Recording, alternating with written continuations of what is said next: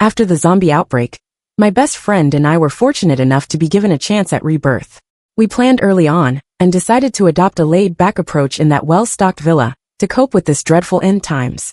But who could have imagined that later, my best friend would transform into a pink-clad thug obsessed with blowing up mountains, while I, through countless hardships in this cruel end times environment, evolved into a one-man army. Well, although we said we'd lie low, it wasn't really possible to do so completely. The new year passed quietly, and the frozen solid ground outside the villa gradually showed signs of thawing. One day, without knowing exactly when, the once peaceful forest once again resounded with the eerie growls of zombies. This was undoubtedly a bad omen. The cold winter had mercilessly claimed the lives of many survivors, yet left behind those zombies infected with the terrifying virus. The urban area had long been completely overrun, and this villa area, once a peaceful haven in the midst of the hustle and bustle, had not escaped this fate. Perhaps because the zombies were less active in winter, the explosives newly made by my best friend had no use for the time being. So she found herself a new hobby: fishing.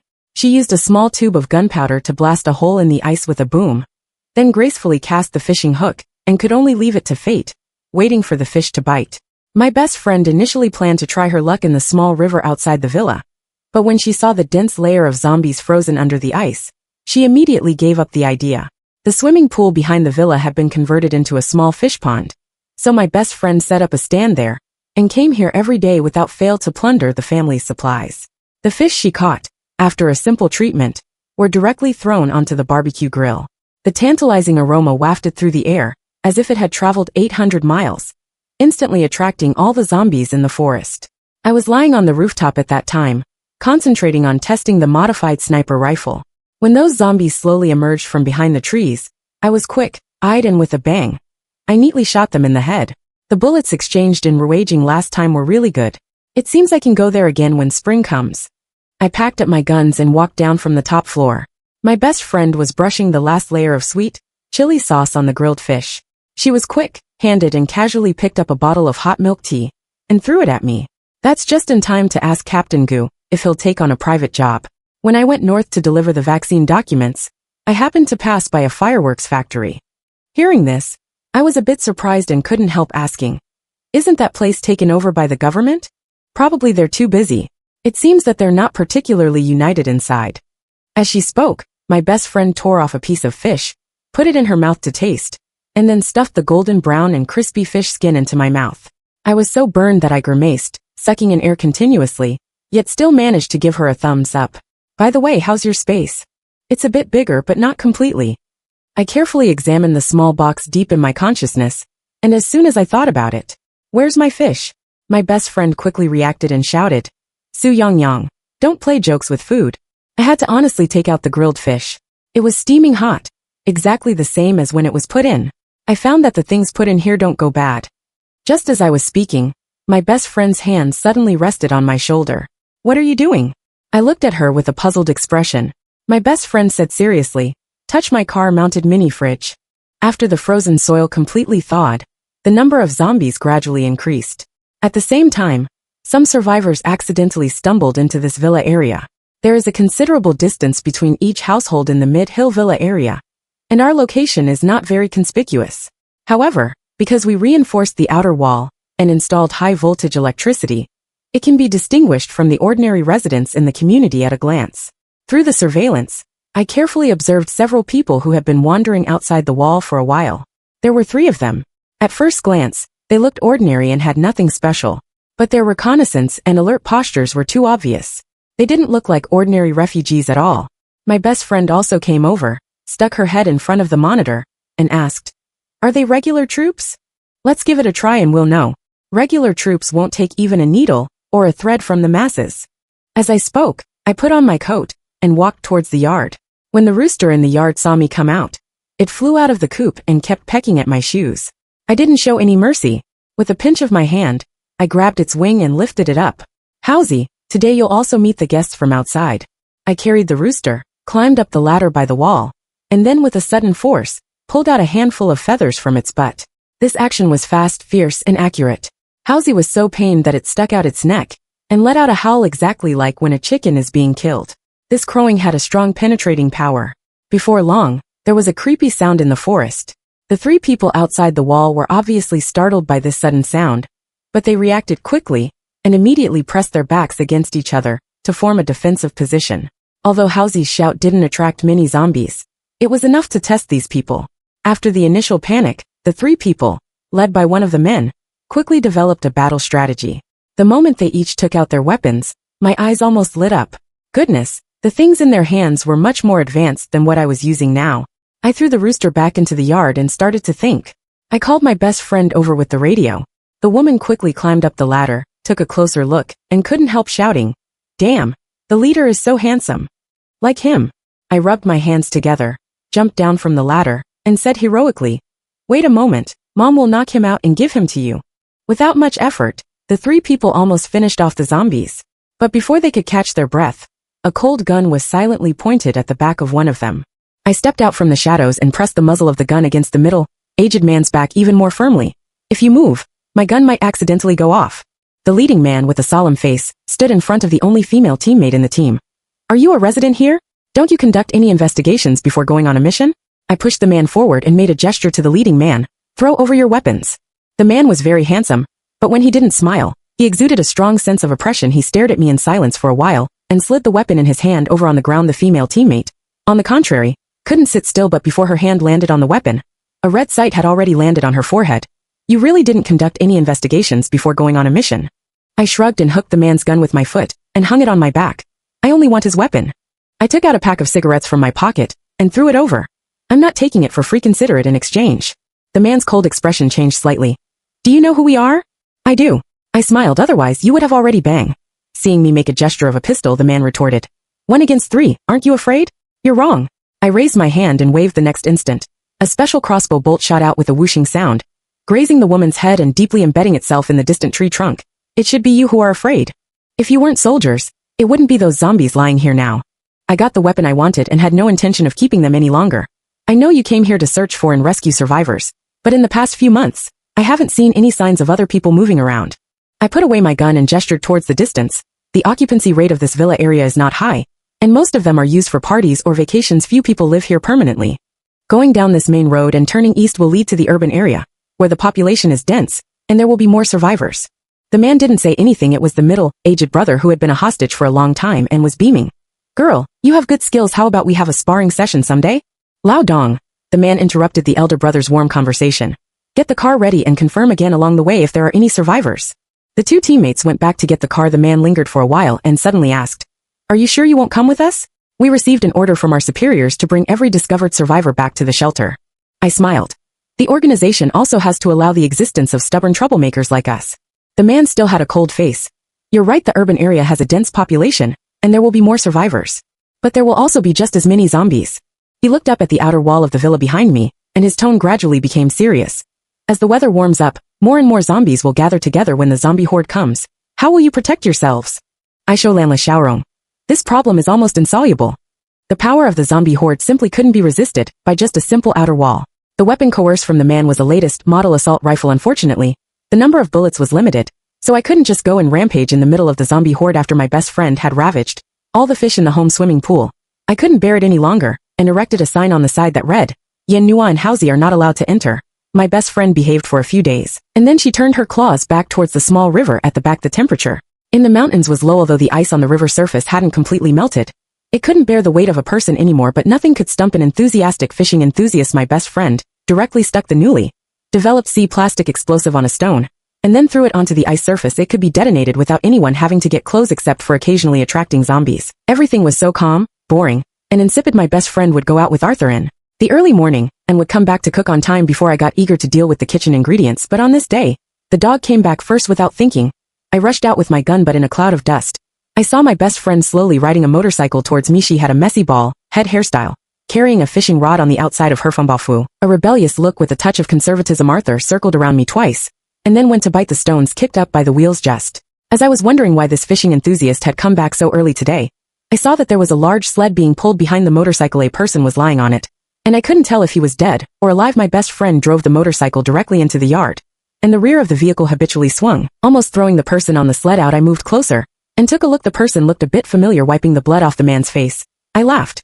Wasn't this the rescue team captain from whom I had coerced a weapon through forced buying and selling. He floated down from the upper reaches of the river. I check it is okay. The wound was from hitting the ice floe. My best friend didn't even have time to change her clothes sitting on the sofa. She briefly told me what had happened. I let out an, "Oh, you have an ulterior motive." My best friend narrowed her eyes. "You sly thing, you can see through everything." I sneered. "Tell me." My best friend came over mysteriously. "Since he's the leader of the rescue team, can I exchange him for a good fishing rod?" "You don't know I've been fishing without catching anything recently. It must be this crappy fishing rod I picked up that's no good." "Are you fishing enthusiasts all crazy? I can exchange for something else too." My best friend walked upstairs dejectedly to change her clothes. Suddenly, a weak voice interjected. "There's a high-end fishing tackle shop in the South District. I went there during a rescue. I can lead the way." The man had woken up without us knowing. "Why do we need to go into the urban area?"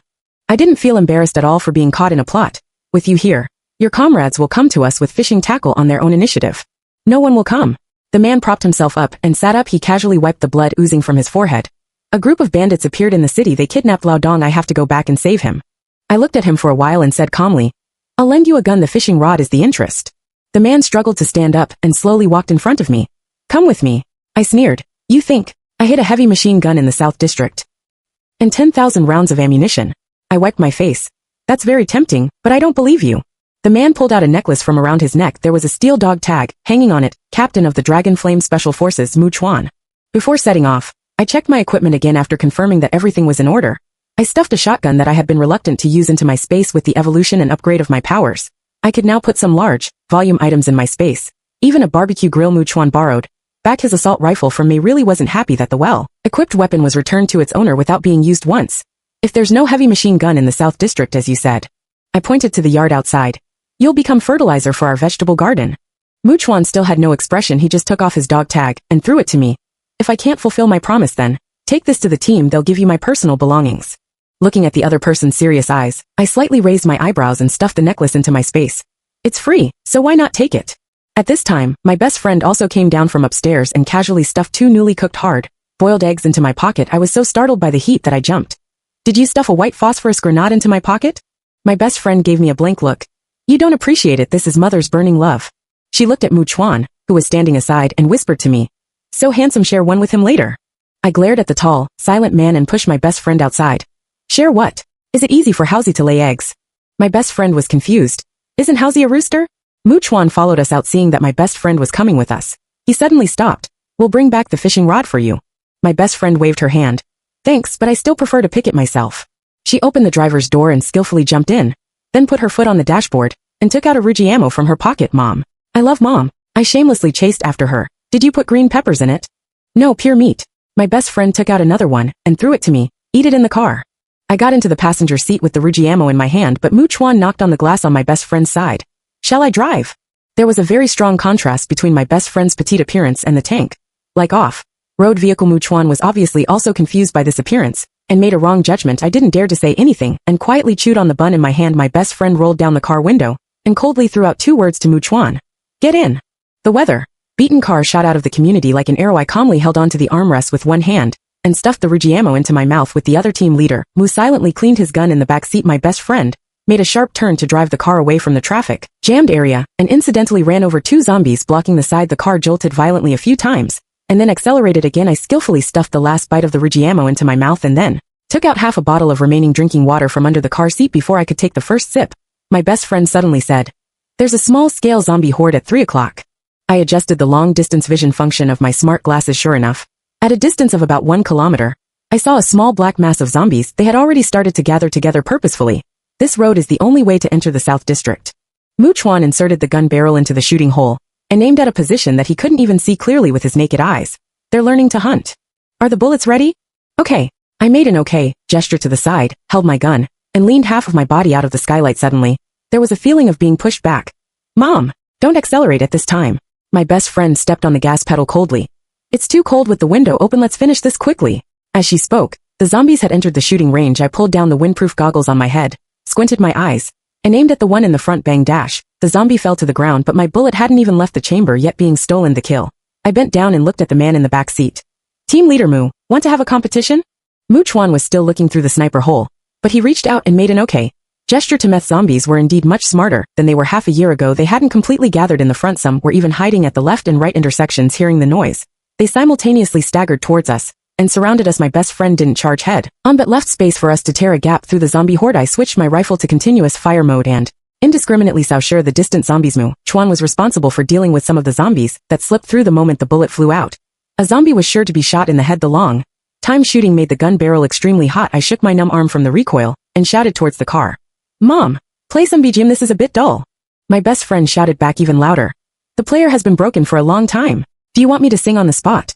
Sure, sing your best. My best friend gave me a look like I was crazy. Then I'll start. I changed the magazine for my gun, cleared my throat. You are the most beautiful cloud in my sky. My best friend. Mom. My best friend. Let me keep you with my heart. I kicked the back of the seat. Team leader Mu. Your turn. Mu Chuan silently fed a bullet to the nearest zombie. Keep you. I wasn't satisfied. Where's the passion? My best friend stuck her head out of the car window. Su Yang. Is there no one you care about in this world? I care about you, Mom. I made a heart shape with one hand towards the car and incidentally pierced the zombie that was about to sneak up on us from the right with a bullet. My best friend glared at me. Continue. Singing the most dazzling ethnic style leisurely. I shouted against the wind. Let love sweep away all the dust. After singing, I kicked the back of the seat again. Mu Chuan. Keep you. After clearing the small wave of the zombie horde, we drove the vehicle into Nansha. There were still a large number of vehicles piled up on the city roads.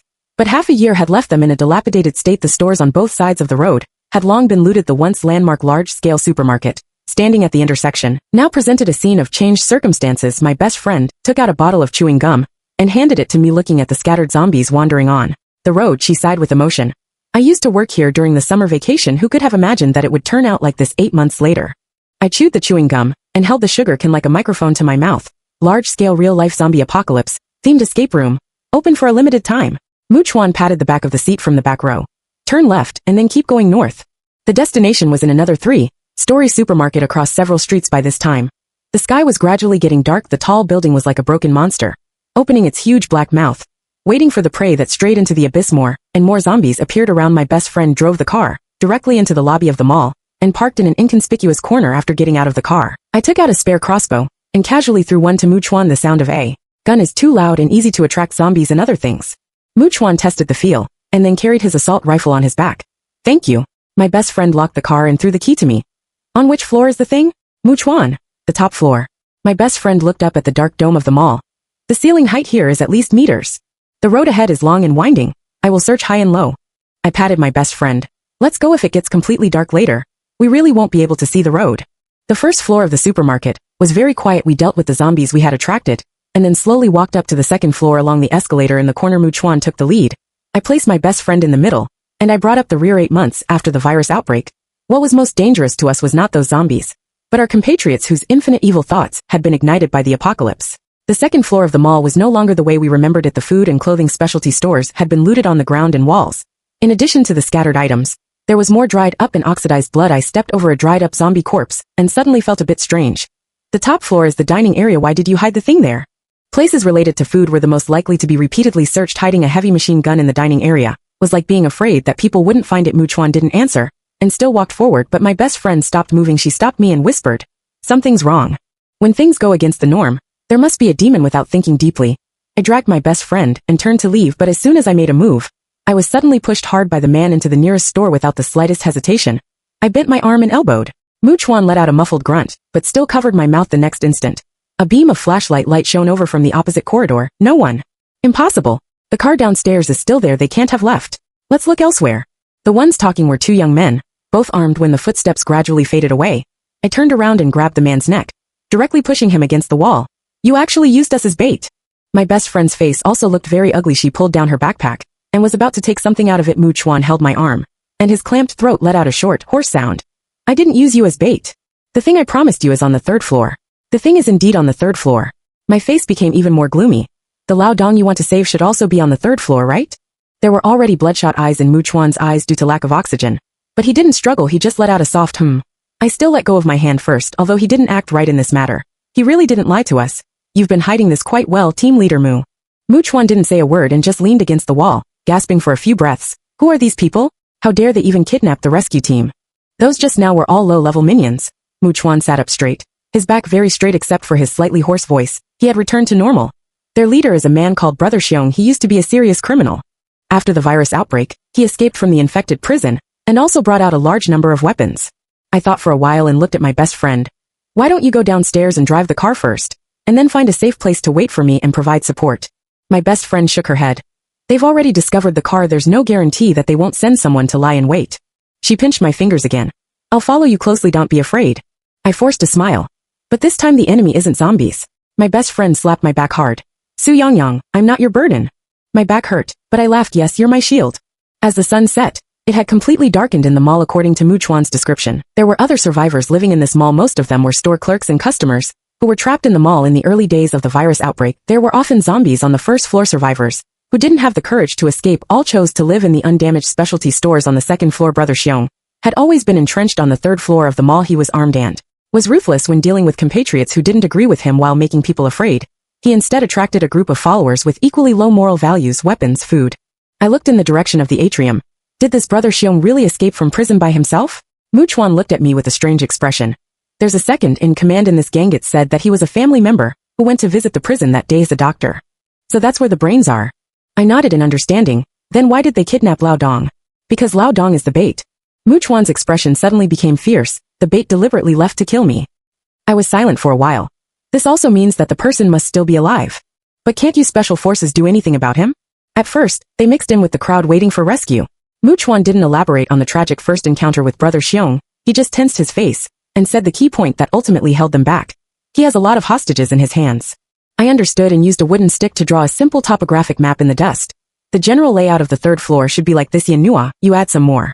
My best friend took the wooden stick and thought carefully, then added a few more strokes. In the previous life, there were also many extremely cruel bandits who took this kind of becoming the king of the mountain approach. Some even formed a scale. I was once assigned by the leader of Area A to deal with many similar things. Even after joining the vanguard team, I was occasionally seconded back. Although a serious criminal turned bandit like Brother Xiong was not easy to deal with, it was far from a desperate situation. After discussing the countermeasures, we split into two groups. My best friend threw all the small gadgets in her bag into my space and carried a half-empty backpack for a light load operation. I also stuffed all my weapons into the space and only took an iron rod to make a show before going out. I squeezed my best friend's hand. It's still not too late to regret.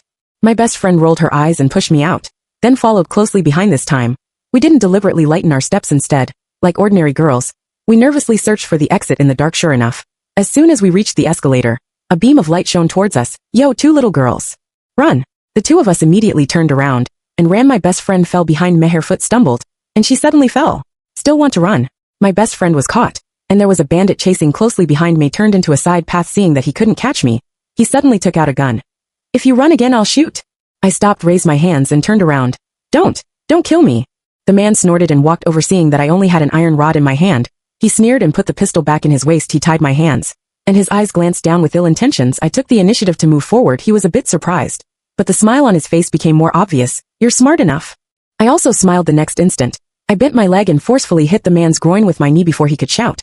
I slipped my hands out of the rope and twisted his neck. The Brother Xiong gang hadn't grown into a big force, so there wouldn't be too many minions at the beginning. They could control the special forces mainly because they held a large number of hostages. The third floor wasn't as freely accessible as the second floor except for the escalator in the middle. The other entrances to the third floor were blocked with wooden boards. I didn't rashly climb over these wooden boards. Instead, I threw out a suction cup sling and climbed over from the railing of the central atrium. Sure enough, there was a thick layer of grease smeared behind the wooden boards, making it impossible to pass. He crouched down to avoid the patrolling flashlight and successfully dealt with the two minions squatting at the escalator entrance. The entire third floor was in an even more dilapidated state in the dark. The light of the incandescent lamp in the distance was particularly eye-catching. The closer I got, the louder the sound of the generator became. I shone the flashlight I picked up randomly around. Before long, I heard a curse. Which new idiot is this? Damn it, weren't you arranged to go on patrol? Two men came over, cursing when the time was right. I turned the flashlight to its brightest and shone it directly into their eyes.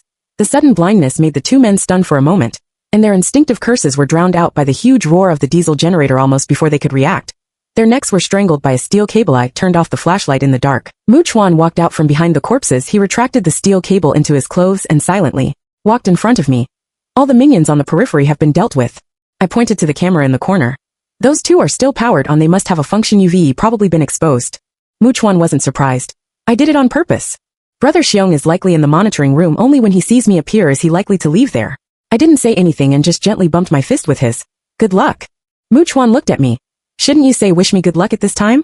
I shrugged. I don't have a religion. I can't call on any powerful gods to bless you. Mu Chuan suddenly smiled faintly. Reasonable. See you later then.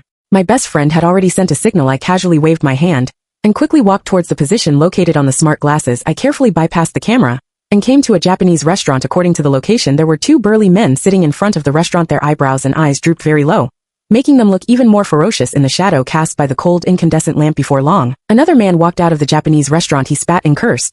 Damn. Little bitch, she won't say anything and just knows how to cry. She's more annoying than the live pigs locked up inside.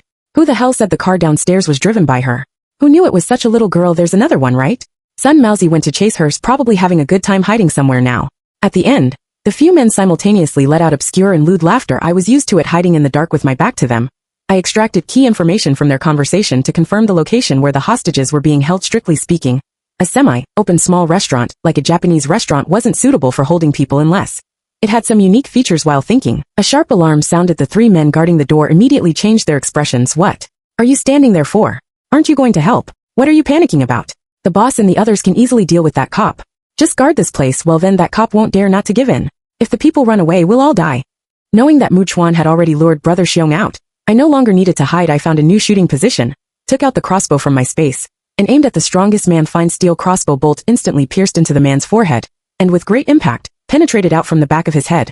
The splattered blood solidified into feathers and, along with the arrowhead, was deeply nailed into the door frame behind. All of this happened too quickly, and was too silent as the man's huge body slumped down. The remaining two men suddenly realized the danger. They quickly drew their pistols, but it was already too late. Before the gunshots, there were no survivors left. I confirmed that the three men were completely dead before entering the interior of the Japanese restaurant. The elegant decoration was already old and tattered. There was a simple bedboard in the corner, with dirty and messy bedding, stained with blood, and even more disgusting marks. I frowned tightly, unwilling to think deeply about what had actually happened in this place. Further inside was the location of the kitchen. If my speculation was correct, this Japanese restaurant would have a special cold storage room. The kitchen was deliberately sealed off, with two chain locks hanging on the door, intertwined with each other. After thinking for a while, I took out my gun and directly shot at the welds of the door. After a few shots, the door fell directly to the ground. A strong stench unexpectedly rushed into my nasal cavity. I reflexively covered my mouth and nose, and the light of the flashlight swept through the interior of the kitchen. Just one glance, it was like the infernal hell. The bodies of the survivors were hung up like livestock with iron hooks, their internal organs emptied, and only the empty rust red remained in their wide open chests and abdomens. More severed limbs were piled up beside them on the long cutting board. There were still yellow red mixed fat and minced meat remaining. Even though I was used to seeing sunquota corpses and death, I couldn't turn a blind eye to the scene in front of me. Silently turned around and tore off the somewhat rotten door curtain. The light of the flashlight went out, and I entered, relying only on the night vision function of my glasses, and simply used the door curtain to collect the corpses of the survivors. Further inside should be the cold storage room, where the survivors were being held at the position where there should have been a door on the slippery wall. There was only a circle of welding marks. The door was welded shut, but my best friend was indeed inside it. I carefully searched along the wall, and finally found that the only hole in this wall was a ventilation opening at the upper end. Tried to find a foothold for climbing, but soon I was interrupted by an explosion. A hole was actually blown open in the wall in front of me. Before I could react, my best friend stuck her head out of the hole. I knew you must have arrived according to the positioning. It stinks even more here. They process meat products here before. I'd descend to block my best friend's view, and reached out to pull her out of the hole. There's one more. Insidy is also yours. My best friend was so nauseated by the stench that she ran out in a hurry. Retching. Only then did I feel at ease to enter through the hole. Different from what I had expected. There weren't many survivors here. There was only a man lying in the corner, and I couldn't tell if he was dead or alive. He was soaking wet. After I brought the person out, I realized that my arms and shoulders were covered in thick blood. He had been stabbed with many blood holes. The wounds were too deep and couldn't heal on their own. It's Lao Dong. The physical quality of a special forces soldier is very strong for an ordinary person. Such wounds would probably have already caused death. The explosion we created here seemed to be a signal. Gunshots immediately rang out on the other side of the third floor. We found a place to hide the person, and quickly ran towards the source of the sound. When passing by a store with light, my best friend pulled me. I heard them mention this place when they were talking. This should be an office. I turned the doorknob and walked in the outermost room. There were only some empty syringes and reagents, as well as bottles and jars. The anti-theft lock in the innermost room was already broken. I kicked it open, and the first thing I saw were two iron cages. They actually kept 2 live zombies here. This room was composed of several connected rooms, like a mini biochemical laboratory. It seemed that those survivors either turned into zombies, or became the food for these bandits to feed the zombies. Don't kill me. I'll do anything. The hanging energy-saving light bulb swayed gently in the gunfire exchange. We found another survivor in the laboratory. The girl's hair was messy, her clothes were badly torn, and there were even bruises on her arm from blood. Drawing, she had a lame leg, and was struggling to shrink herself into the corner. Before I could react, my best friend walked over first. It's okay, don't be afraid. They're all beasts. All animals. The girl nervously grabbed my best friend's hand. Save me, please save me. We'll protect you. The girl fearfully nestled into my best friend's arms. My best friend stroked her back in arms, Constantly comforting her, the girl seemed to have calmed down a bit. She was a little embarrassed and stood up again, staggering with my best friend's support. Shall I help you? I took the girl over as a matter of course through the night vision function. I happened to see Mu Chuan chasing a man up to the top floor. The top floor is the parking lot. My best friend and I looked at each other. Let's go. The girl with her lame leg was helped by us to the top floor. Watch out. As soon as we came out of the front corridor, several bullets were fired towards us. My best friend quickly pulled the girl down to lie down, but then her neck was held with a syringe. This is the zombie virus I refined. The girl stood up, holding my best friend's neck. Tell your leader to put down his gun. My best friend shouted loudly. You actually used me. Shut up or I'll kill you. After intimidating my best friend, the girl glared at me again. Tell him to put down his gun. I hesitated for a while and looked at Mu Chuan. Team leader Mu. Mu Chuan had already killed the last helper of Brother Xiong at this time, but the situation suddenly reversed. Are you the doctor? The girl smiled, looking quite proud. No one subconscious would imagine a heinous doctor to be a girl. This is your self-righteous common problem. And also your cause of death. The girl held my best friend hostage and joined up with Brother Xiong, and incidentally threw a bunch of keys to him. My best friend's eyes widened. That's our car key? I looked at the thing that should have been staying obediently in my pocket without saying a word. Brother Xiong grinned. The car on the first floor really is yours. The girl was a bit impatient. Move the things over there and take them away together later. Brother Xiong wasn't a very tall man, but he was very burly. He lifted a piece of tarpaulin in the corner and pulled up a large object wrapped layer by layer from a dry well. I maintained a surrender posture and slightly raised my eyebrows at Mu Chuan, who was a few steps away. Yours? A heavy machine gun? Mu Chuan furrowed his brows. It used to be.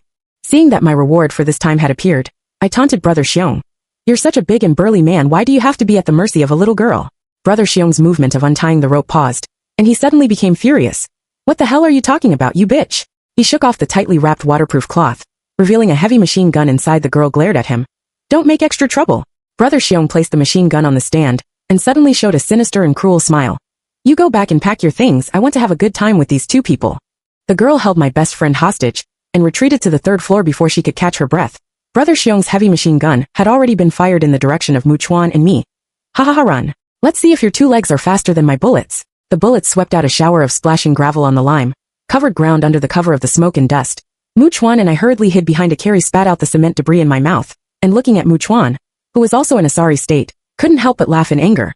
Team leader Mu, this deal of getting something for nothing is really a sure-win situation. The already rusty car couldn't withstand the continuous fire of the heavy machine gun. Mu Chuan didn't laugh. He wiped the dust off his face. Later, I'll cover you and you run. This time I owe you. I'll pay with my personal belongings. As soon as he finished speaking, he bent over and rushed out like an aeronaut. Surprisingly, Brother Xiong's gun muzzle also followed his footsteps. The bullets from that gun were too dense. Even though Mu Chuan was agile, he was in a very dangerous situation. I was stunned for a moment. Mu Chuan didn't know about our plan. He really didn't plan to come out alive. Brother Xiong wasn't in a hurry to kill him. He was playing with the bare-handed man like a cat playing with a mouse. Each car that Mu Chuan hid behind was already riddled with holes. He made a last-ditch effort and ran towards the only relatively good cement pier for cover. How could Brother Xiong let him succeed?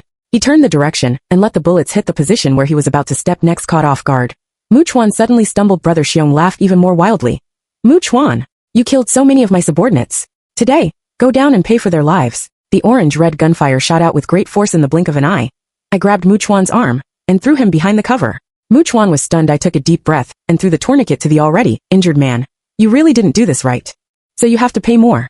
I carried the Tang Dao on my back and detonated the C explosives that my best friend had arranged in advance. The chewing gum-sized explosives didn't have great power, but they were enough to attract Brother Xiong's attention. Even though he quickly realized there was a problem, the time left was already sufficient. I rushed out and quickly got under the chassis of an SUV 7 meters. Brother Xiong became even more angry when he realized he had been tricked. He turned the muzzle of the machine gun towards my position under the night sky.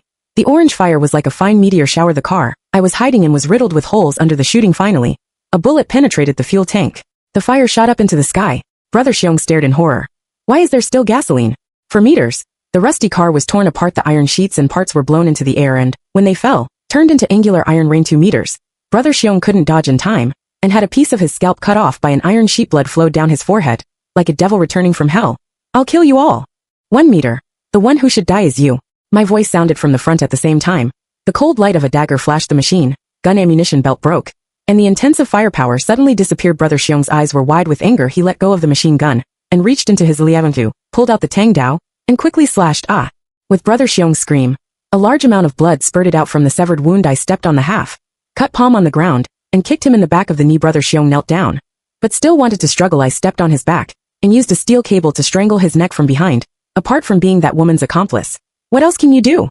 The steel cable slowly tightened, and Brother Xiong's face gradually turned purplish.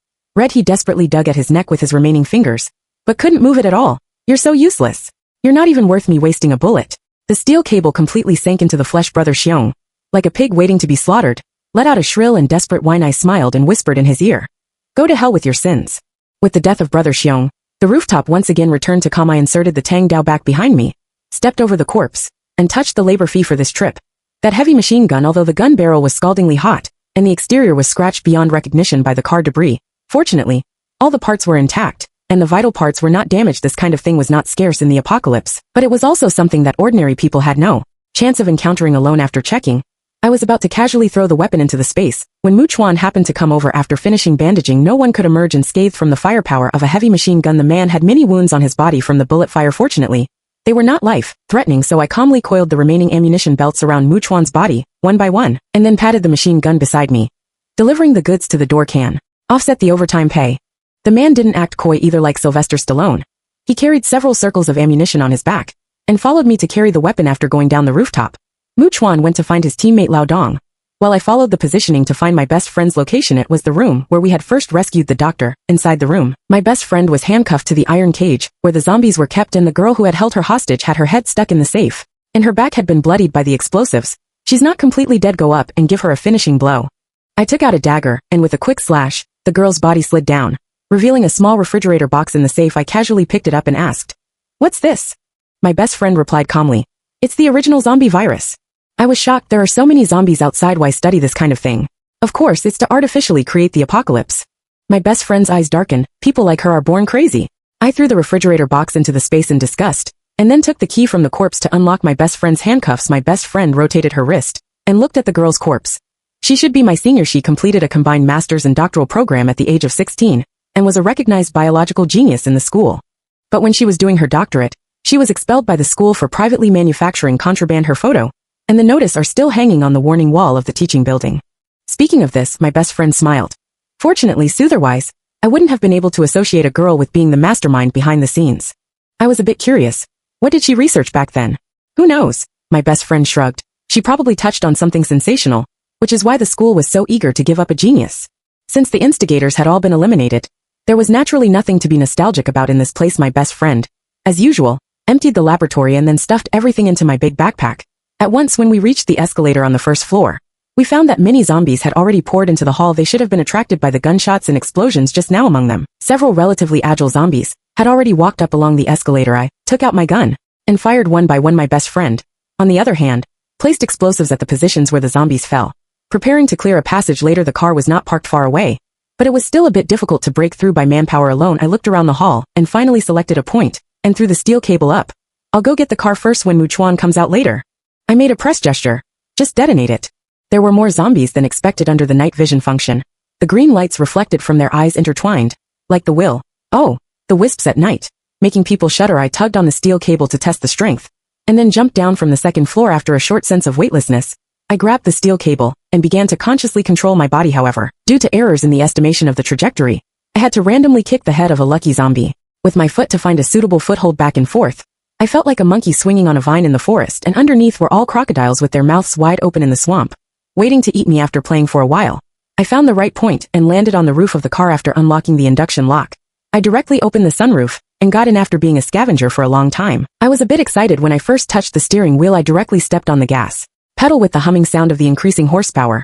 The car ran over the zombies that had been knocked down in front. I opened the car window and shouted, "2nd Battalion Commander, fire the cannon."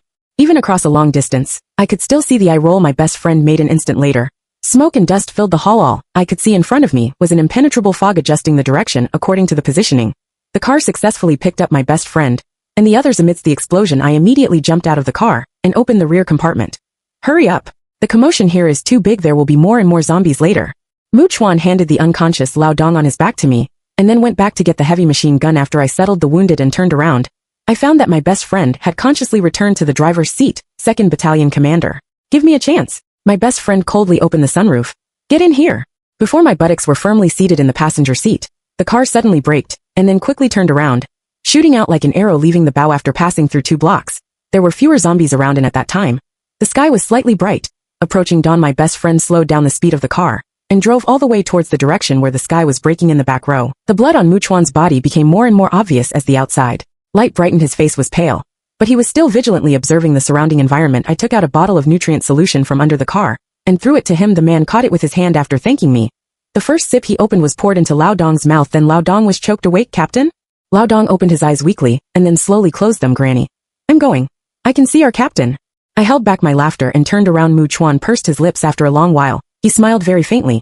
I'm not dead. We're all still alive. The sun rose in the east. The warm and gentle light spread down from hundreds of millions of kilometers away across the clouds. The darkness receded, and it was a new day.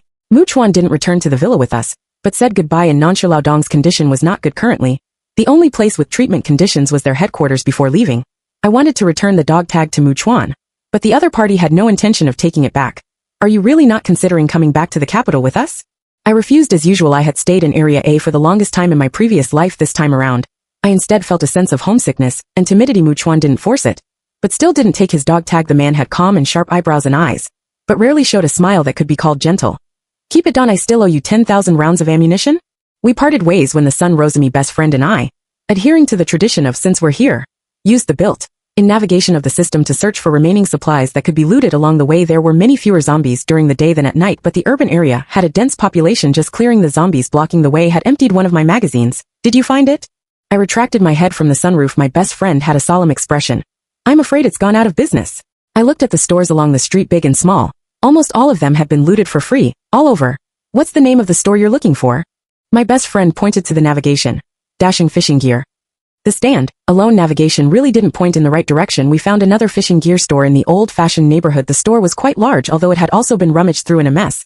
There were still a lot of fishing supplies left. As soon as my best friend parked the car, she couldn't wait to get out and start picking up trash. I squatted next to the car and washed my face with the remaining water. When I looked up again, there was a positioning red dot in the middle of my forehead. I'm already annoyed from staying up all night. I raised my hands to indicate that I had no weapons. My best friend held a fishing rod and slightly stuck her head out from the cracked glass. Are we being ambushed? I subtly used my foot to indicate an angle. 3 o'clock direction. My best friend took out a crossbow from behind. I silently counted to 3, and then suddenly hugged my head and rolled behind the car at the same time. My best friend leaned out and fired the crossbow in succession. The fine steel crossbow tips made a whooshing sound as they broke through the air, and instantly shattered the glass on the 6th floor of the building. Before we could catch our breath, a huge shadow suddenly swooped down and unexpectedly carried away the small backpack I had placed under the tree. It was a huge white parrot. It carried the backpack with its claws, flapped its wings quickly, and flew into an old residential building. It was the place where the sight had intimidated me just now. There were only some ordinary compressed rations in the backpack, which were not important, but the other party's set of showy operations made us extremely angry. My best friend was even more straightforward. She put on her fishing rod, opened the car door, and got in. I will never allow anyone to aim a gun at my darling in front of me. The car rushed out directly.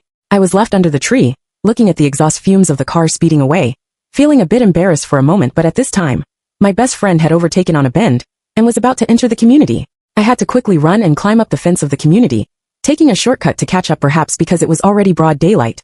There were not many zombies wandering in the community. I straddled across the grass just as I was about to use a hand crossbow to take down several zombies that were stirring. I saw my best friend driving straight towards me. She didn't show any sign of stopping. She pushed the zombies blocking the way against the front of the car like skewering candied haws and didn't step on the brakes until she hit the wall. The zombies were not completely dead. They still opened their big mouths and reached forward with their hands, trying to grab the girl in the car. My best friend coldly opened the car door, put on her gun, and got out without even looking. I was so scared that I didn't dare to breathe and followed her upstairs. The old-fashioned residential building was not very tall. It only had 6 floors. At the top the corridor was pitch black, and only some light came through the wide open doors. The first 3 floors were covered with oxidized and dried up blood. It seemed that there were no survivors left. We quietly went up, on guard. Suddenly, we heard a clear, "Someone's coming."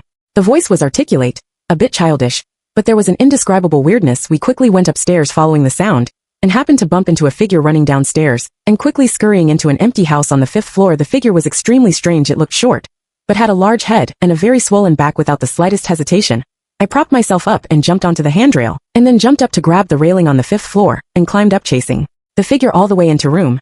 He seemed to be tripped by something, and suddenly stumbled.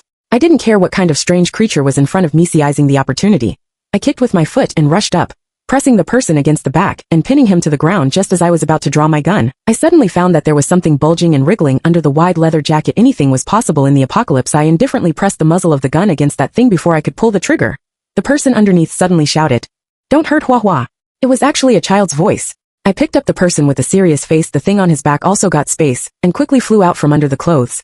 It was exactly the big parrot that had robbed us of our things. The child in my hand was only about 10 years old. He was not short, but was very light when picked up. With the demise of Brother Xiong, tranquility once more reigned over the rooftop. I sheathed the tang dao behind me, stepped across the corpse, and laid my hand upon the recompense for this venture.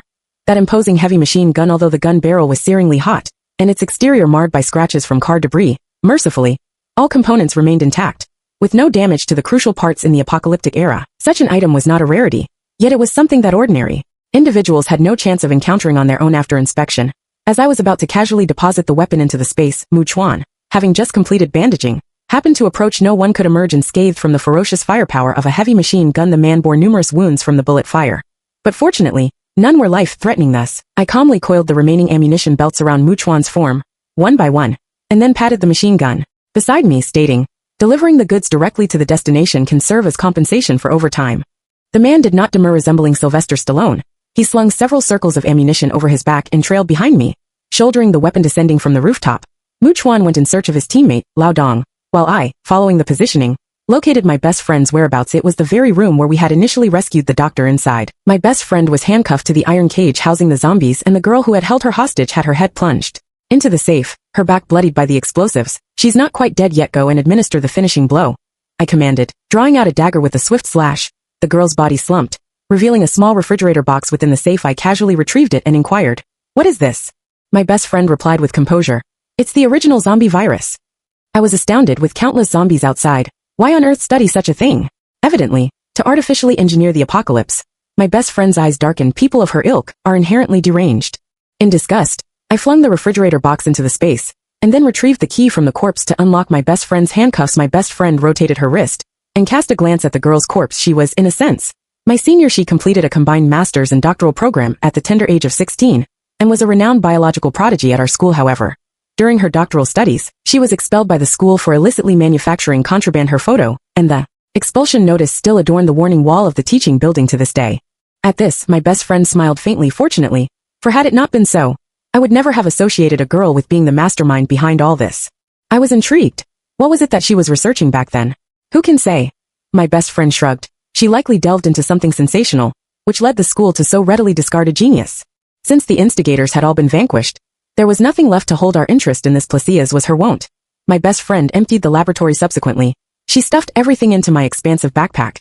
In one fell swoop, upon reaching the escalator on the first floor, we beheld a sight of numerous zombies. Having poured into the hall, they must have been lured by the earlier gunshots and explosions among them. Several relatively agile zombies had already ascended the escalator. I drew my gun and fired in rapid succession. My best friend, meanwhile, planted explosives at the spots where the zombies fell. In preparation for clearing a passage, the car was not parked at a great distance, yet breaking through by sheer manpower was still a formidable task. I surveyed the hall and ultimately selected a point, then hurled the steel cable upward. "I'll go retrieve the car first. When Mu Chuan emerges later." I made a press gesture. "Simply detonate the explosives." There were more zombies than anticipated under the night vision function. The green glints reflected from their eyes intertwined, resembling the the wisps of the night, sending shivers down one's spine. I tugged on the steel cable to test its strength, and then leaped from the second floor. After a brief moment of weightlessness, I grasped the steel cable and commenced consciously controlling my body. However, due to miscalculations in the trajectory, I was compelled to randomly kick the head of a fortunate zombie with my foot to secure a suitable foothold. Back and forth, I felt like a monkey swinging on a vine in the forest, while beneath me lurked crocodiles with gaping jaws in the swamp, waiting to devour me. After a while of this, I pinpointed the right spot and landed on the roof of the car. Having unlocked the induction lock, I promptly opened the sunroof and entered. After being a scavenger for an extended period, I felt a thrill upon first gripping the steering wheel. I promptly stomped on the gas pedal amidst the humming of the increasing horsepower. The car plowed over the zombies that had been knocked down in front. I flung open the car window and bellowed, "2nd Battalion Commander, fire the cannon." Even across a vast expanse, I could still perceive the eye roll my best friend executed in an instant. Smoke and dust billowed in the hall. All that met my gaze was an impenetrable fog. Adjusting the direction according to the positioning, the car, amidst the explosion, successfully picked up my best friend and the others. I immediately leaped out of the car and flung open the rear compartment. "Hasten. The commotion here is too great. More zombies will converge shortly." Mu Chuan handed the unconscious Lao Dong on his back to me, and then retraced his steps to retrieve the heavy machine gun. After I had settled the wounded and turned around, I discovered that my best friend had instinctively returned to the driver's seat. "2nd Battalion Commander, grant me an opportunity." My best friend coldly opened the sunroof. "Get in here." Before my buttocks had firmly settled in the passenger seat, the car abruptly braked, and then rapidly spun around. hurtling forward like an arrow loosed from a bow after traversing 2 blocks. The number of zombies in the vicinity dwindled at that moment. The sky was faintly brightening, heralding the approach of dawn. My best friend slackened the car's speed and drove steadily in the direction where the sky was breaking in the back row. The blood on Muchuan's person became increasingly conspicuous. As the external light intensified, his visage was pallid, yet he remained vigilant. Observing the surrounding environment, I retrieved a bottle of nutrient solution from beneath the car and hurled it towards him. The man deftly caught it after expressing his gratitude. The first sip he took was poured into Lao Dong's mouth subsequently. Lao Dong was roused by the choking captain. Lao Dong opened his eyes feebly and then slowly closed them. Granny, I'm departing. I can see our captain.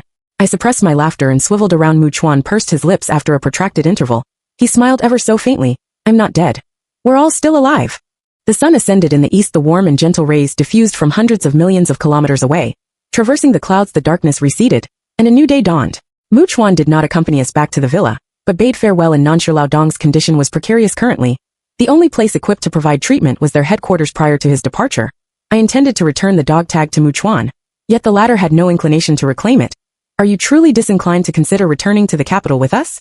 I declined as usual. In my previous life, I had sojourned in Area A for the longest duration. This time around, I instead experienced a sense of homesickness and trepidation. Muchuan did not impose his will. Nevertheless, he still declined to take back his dog tag. The man possessed calm and incisive eyebrows and eyes, yet rarely he displayed a smile that could be deemed gentle. Keep it after all. I still owe you 10,000 rounds of ammunition, he said. We parted ways as the sun ascended. My best friend and I, adhering to the adage, since we're here, utilized the built-in navigation of the system to search for remaining supplies that could be scavenged along the way. During the day, there were far fewer zombies than at night. However, the urban area boasted a dense population. Merely clearing the zombies obstructing the path had depleted one of my magazines. Have you found it? I retracted my head from the sunroof. My best friend wore a solemn expression. I fear it has gone out of business. I surveyed the stores lining the street, big and small. Nearly all had been looted for free, in their entirety. What is the name of the store you seek? My best friend indicated the navigation dashing fishing gear. The stand, alone. Navigation indeed failed to point us in the correct direction. We chanced upon another fishing gear store in the old-fashioned neighborhood. The store was rather spacious, although it had been ransacked and left in disarray. A considerable quantity of fishing supplies remained. As soon as my best friend parked the car, she eagerly alighted and began scavenging. I squatted beside the car and washed my face with the remaining water. When I looked up once more, a positioning red dot materialized in the center of my forehead. Truly, staying up all night already vexed me. I raised my hands to signify that I was unarmed. My best friend, clutching a fishing rod, slightly protruded her head through the cracked glass. Are we being ambushed? She inquired. I subtly indicated an angle with my foot. 3 o'clock direction. My best friend retrieved a crossbow from behind. I silently counted to 3, and then abruptly hugged my head and rolled behind the car simultaneously. My best friend leaned out and fired the crossbow in rapid succession. The fine, steel crossbow tips emitted a whooshing sound as they pierced the air and instantaneously shattered the glass on the 6th floor of the building. Before we could catch our breath, a colossal shadow suddenly swooped down and unexpectedly carried off the small backpack I had placed beneath the tree. It was a massive white parrot clutching the backpack with its talons. It flapped its wings vigorously and flew into an aged residential building. It was precisely the location where the sight had menaced me earlier. The backpack contained merely some ordinary compressed rations, of little consequence. However, the other party's flamboyant actions incensed us. My best friend was even more direct. She shouldered her fishing rod, opened the car door, and entered. I will never countenance anyone aiming a gun at my beloved in my presence, she declared. The car hurtled forward. I was left beneath the tree, gazing at the exhaust fumes of the speeding car, momentarily feeling a twinge of embarrassment at this juncture. My best friend executed a bend and was on the verge of entering the community. I had to hasten my pace, run, and clamber up the fence of the community, taking a shortcut to catch up, perhaps due to the fact that it was already broad daylight. There were not many zombies roaming in the community. I strode across the grass just as I was about to employ a hand crossbow to fell several zombies that were stirring. I beheld my best friend driving straight towards me. She showed no sign of halting. She propelled the zombies, obstructing the way against the front of the car, much like skewering candied haws, and did not apply the brakes until she collided with the wall. The zombies were not entirely dead. They still gaped their mouths wide and extended their hands forward, attempting to seize the girl in the car. My best friend coolly opened the car door, donned her gun, and exited without so much as a glance. I was so intimidated that I scarcely dared to breathe, and trailed behind her upstairs. The aged residential building was not overly tall, reaching only 6 floors at its apex. The corridor was pitch black, with only some light filtering through the wide open doors. The first 3 floors were replete with oxidized and dried up blood. Evidently, there were no survivors remaining. We ascended quietly, on high alert. Suddenly, we heard a clear, "Someone's coming." The voice was articulate, bearing a tinge of childishness, yet there was an indescribable oddity to it. We hastened upstairs, following the sound, and chanced upon a figure dashing downstairs and scurrying into an empty house on the 5th floor. The figure was exceedingly strange. It appeared diminutive, yet had a disproportionately large head and a peculiarly swollen back. Without a moment's hesitation, I propped myself up and leaped onto the handrail. then vaulted up to grasp the railing on the 5th floor and clambered up in hot pursuit of the figure. I entered room. He seemed to be tripped by something, and abruptly stumbled. I paid no heed to what sort of strange being lay before me, seizing the opportunity. I launched myself forward with a kick, and pinned the person to the ground, pressing against his back just as I was about to draw my gun. I abruptly discerned that there was something bulging and wriggling beneath the capacious leather jacket in the apocalyptic world. Anything was possible. I indifferently pressed the muzzle of the gun against that object before I could pull the trigger. The person beneath me suddenly cried out, "Don't harm Hua Hua." It was astonishingly the voice of a child. I lifted the person with a serious mien. The object on his back, now having space, swiftly flew out from beneath the clothes. It was precisely the large parrot that had pilfered our belongings. The child in my grasp was merely around 10 years old. He was not short in stature, yet felt remarkably light when lifted. Once clear of Nanshur, the density of zombies diminished significantly. We hastened to return to the villa before daybreak. My best friend and the child awaited in the vehicle, while I wheeled a cart, selecting the supplies to be exchanged and rewaging on this occasion in the apocalyptic era. Food was an eternal necessity, yet not the most sought. After commodity, I loaded the stored dried goods and frozen aquatic products into the vehicle, and retrieved the weapons from the space for a thorough maintenance. The space, having evolved to the size of a single-person refrigerator, was essentially sufficient to accommodate the supplies for our single-trip journey. This, of course, included the self-heating hot pot with assorted flavors that my best friend had procured previously. After tidying up the space, I donned a backpack for a light load departure. Returning to the vehicle, I flung a bag of snacks onto the back seat. "For you, my little boyfriend." I jested. Instantly the child's face flushed crimson. He bashfully clutched the edge of the plastic bag and stammered, I must first reach Ruaging and meet my uncle." My best friend affected an air of understanding. "The proper sequence, to meet the family first," she quipped. I doubled over with laughter beside her. The child, his face a deep shade of red, and at a loss for words to refute, could only lower his head and tightly embrace the large parrot in his arms. My best friend, having had her fun, refrained from further teasing, and turned to start the carry. Swiveled around and sat in the passenger seat, using the melon seeds in my hand to entice the large white chicken in the child's arms to eat. The creature, not one to stand on ceremony, stretched its neck and used its hooked beak to peck at the melon seeds in my palm. Then I promptly seized its head. The small eyes of the sunflower parrot registered great shock. "Gee!" I jostled the head and exclaimed, "So large is this chicken that a single pot cannot contain it." The route to Ruaging was not fixed. It now showed a distinct tendency to become the largest distribution center in North China, and some individuals had thus hatched devious schemes. Since paper currency was rendered worthless, Ruaging's trading system still adhered to the barter system of old. Everyone carried supplies, thereby giving rise to a wave of bandits who set up roadblocks to rob. These were often desperados operating in gangs wishing to avoid trouble.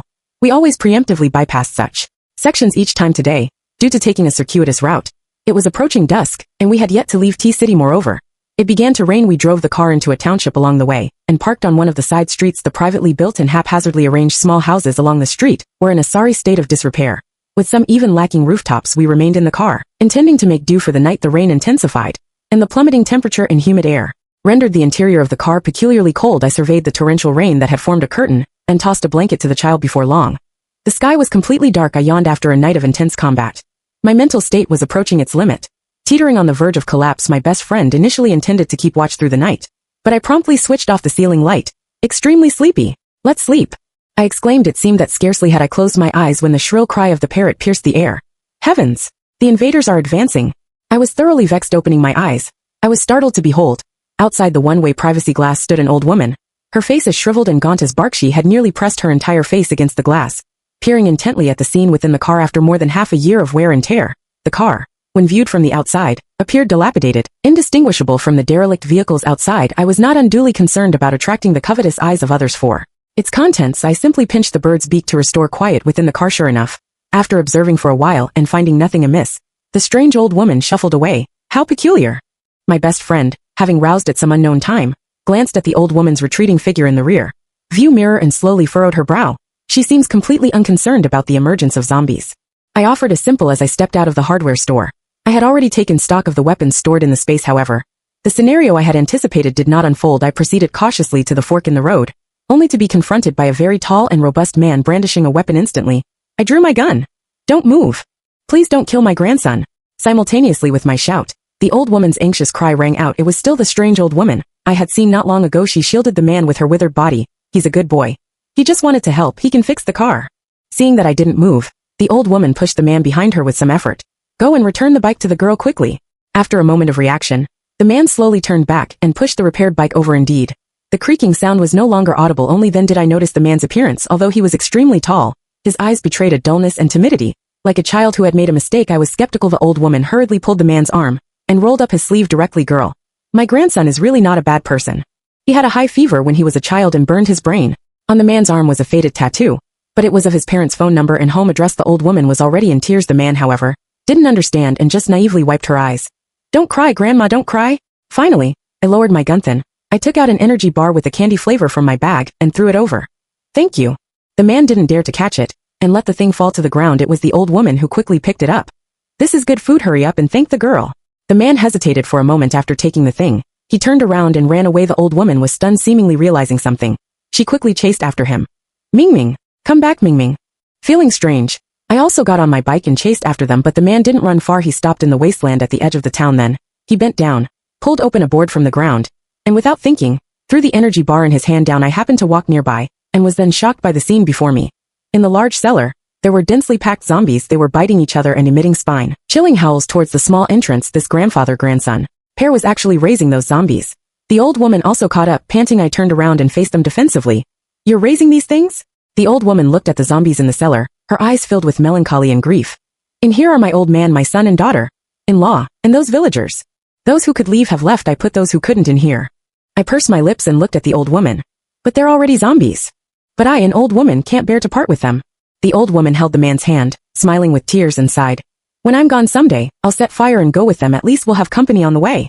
With the proper tools, the car was quickly repaired. My best friend also caught up on her sleep and returned to the driver's seat in high spirits. Then she remembered the note I had left earlier and asked if I had encountered anything strange in the town. I thought for a while and only said that I had encountered a group of zombies and lost a bag of rations after leaving the town. We crossed a bridge and entered the territory of Raging. I adjusted the distance of my contact lenses and scouted in advance whether there were any roadblocks set up on the inevitable path in the distance. Looking this way, I actually saw an acquaintance. My best friend drove the car directly over. When we got close, I opened the car window and stuck my head out. Captain Gu, have you found a new sideline? Gu Yanfei, in a camouflage uniform, was sitting on a supply box in a bold and confident manner. Seeing it was us, he immediately smiled. Yes, the base can't make ends meet, so I came out to find some food. The chubby guy who went on the mission with him also came over and boasted. Our captain just captured a batch of supplies and is waiting for the vehicle to come and pick them up. I teased. What kind of supplies are they? Are they worthy of Captain Gu's personal intervention? Gu Yanfei slightly raised his eyebrows. As soon as I heard it, I was extremely eager. I couldn't help but open the car door and jump out. Walking to Gu Yanfei's side, Captain Gu, are you interested in making a deal? Gu Yanfei looked at me. What kind of deal? I lowered my voice. A child, Captain Gu. Do you want a child? Gu Yanfei's expression suddenly became extremely strange. Before I could elaborate, the rear car window was suddenly opened. The child climbed excitedly on the window frame and shouted, Uncle! Fanfan. Gu Yanfei was stunned for a moment, before realizing that the thin boy in front of him was actually his own nephew. With Captain Gu personally escorting us, the journey to the base was extremely smooth. We arrived at the base before dinner. Compared to its simplicity before the new year, the interior of the base now had the rudiments of a safe zone. At the warm invitation of the young Xiao Yufan, we had dinner with Gu Yanfei's team for the first time. Captain Gu even specially asked the cafeteria to add a meat dish in the apocalypse. A simple pot of stewed chicken with potatoes was equivalent to a delicacy. The staple food was still the stored rice, paired with fresh green peppers, eggplants, and sweet potato porridge. The meal was a great success for both the host and the guests. At the end of the meal, the young Xiao Yufan quietly leaned close to Gu Yanfei's ear. Uncle, can I have a girlfriend? Gu Yanfei didn't understand, but as an open-minded elder he didn't immediately reject it. So the young Xiao Yufan suddenly looked at me and stammered. My uncle agreed, so I can be your boyfriend. After a brief silence, the entire dinner table burst into laughter. My best friend even laughed so much that she lay in my arms. Su Yangyang, take him home quickly. We'll raise our own boyfriend from a young age. I was so embarrassed that my toes could almost dig out an entire safe zone. But I couldn't help but laugh along. Gu Yanfei ruffled his nephew's hair and smiled helplessly. This one won't do, you can choose another. After the meal, my best friend and I strolled to the trading area outside to do business. The dried goods and frozen fish we brought this time were all popular items, but it was still not easy to directly exchange them for weapons and bullets. Teams with such things often didn't lack food, and lone wolves wouldn't exchange their life-saving items to satisfy their appetite. The best way was actually to wait for the base to develop its own token and manage the supplies in an integrated manner according to my memory from my previous life. In half a year, this system would be perfected. It was also from this opportunity that Gu Yanfei truly gained a say in the management. We didn't rent a booth this time. After walking around, we didn't find any particularly eye-catching goods. However, someone was selling a green stone, claiming that it was dug out of a zombie's body, which attracted a lot of onlookers. For a while I thought it was some kind of energy crystal core, a fantasy thing that I had never heard of in my previous life. My best friend was also extremely curious and dragged me to the crowd to join in the fun. The thing looked like an ordinary fluorite, the size of a coin, held in someone's hand with a cloth in between, and there was nothing special about it. Could it be a relic? It might actually be. I had never heard of or seen this thing in my previous life. Either it was a complete fake, or as soon as there was a rumor, some people deliberately blocked the news. I was squeezed to the innermost by the crowd, and finally had the opportunity to take a closer look, but no matter how I looked at it, I couldn't see anything unusual in the apocalypse. People's curiosity about a completely unfamiliar thing always outweighed their purchasing power. The person holding the stone reduced the asking price from 100 caddies of meat and rice to 5 caddies of eggs. But no one bought this fluorite. I had enough of the fun, and went to other booths to wander around. Finally, adhering to the principle of since we're here, I exchanged the dried goods for a set of personally modified drone parts. The man looked disheveled and ragged, but the box containing the parts was stiff and strong, looking very valuable. When he handed the box to me, his eyes were filled with tears, and he was very reluctant. But as soon as he saw the smiles on the faces of his wife and daughter behind him, because they got the food, his eyes became gratified again. This is really a good thing. He wiped his eyes and stuffed the handwritten instructions to me, stammering to explain. Although I can't demonstrate it now, this thing is really worth a bag of dried goods and really not cheating. After exchanging the dried goods, I carried the set of drone parts and continued to stroll around the market. Unexpectedly, I was targeted. 2 men, one fat and one thin, followed me all the way with fierce expressions. But before I could take action, Captain Goo, who happened to pass by, dealt with them one by one. To express my gratitude, I extorted 1,000 rounds of bullets from him with the cigarettes, alcohol, and frozen fish in the car. And by the way, a newly captured M isn't a nephew worth a gun. But that's an M. But that's also a lively nephew. Gu Yanfei gave, and he even helped me load the weapons and ammunition into the car himself. At this time, my best friend also returned from a big shopping spree. Oh, and this. She took out a cloth bag and threw it to me. There was just a bag of dried fungus left, so I exchanged it for this. I thought it was candy, so I casually stuffed the thing into my pocket, not staying a few more days this time. Before leaving, Captain Gu came with the young Xiao Yufan. I shook my head. There are still several mouths waiting to be fed at home. Chickens, ducks, fish, and the dog, and so on. I looked at the hesitant child again and teased. Little boyfriend, really not coming with us? The boy hesitated. Uncle said I can't get married until I'm 22, so you have to wait for me for 12 years. I couldn't stop laughing and said to Gu Yanfei, well then, little uncle, I'll come back to get married in 12 years. Gu Yanfei didn't take my teasing seriously. He just patted the child on the shoulder. Say goodbye to the sisters. After saying goodbye to Ruijing, I remembered that there was a cloth bag given by my best friend in my pocket. When I opened it, it was actually the fluorite that had been surrounded by onlookers. You bought this thing? My best friend casually, Ed. When I went back, there was no one around him. Thinking that you were quite interested, I exchanged it with a bag of fungus. I held the stone and examined it for a while. I found that there seemed to be flowing light inside it. It really didn't seem to be an ordinary fluorite. You said this thing. Could it really be some kind of energy crystal core? Before I could finish speaking, my best friend also came over to take a look. Then, her face suddenly darkened. This thing can actually light up. Could it be some kind of radioactive crystal? I blindly followed my best friend's professional opinion, so I opened the car window obediently. Then I'll throw it away. Wait, my best friend looked at me. Throw it in your space. I said blankly. Goodbye my friend. Goodbye my friend. Goodbye my friend. Goodbye, goodbye, goodbye. My best friend burst out laughing. She chased the rising sun and drove the car towards the vast forest farm at the junction of the cities. Her unrestrained singing passed through the newly grown grass and accompanied the wind all the way. If I, in the battle, am victorious, please give me a beautiful flower.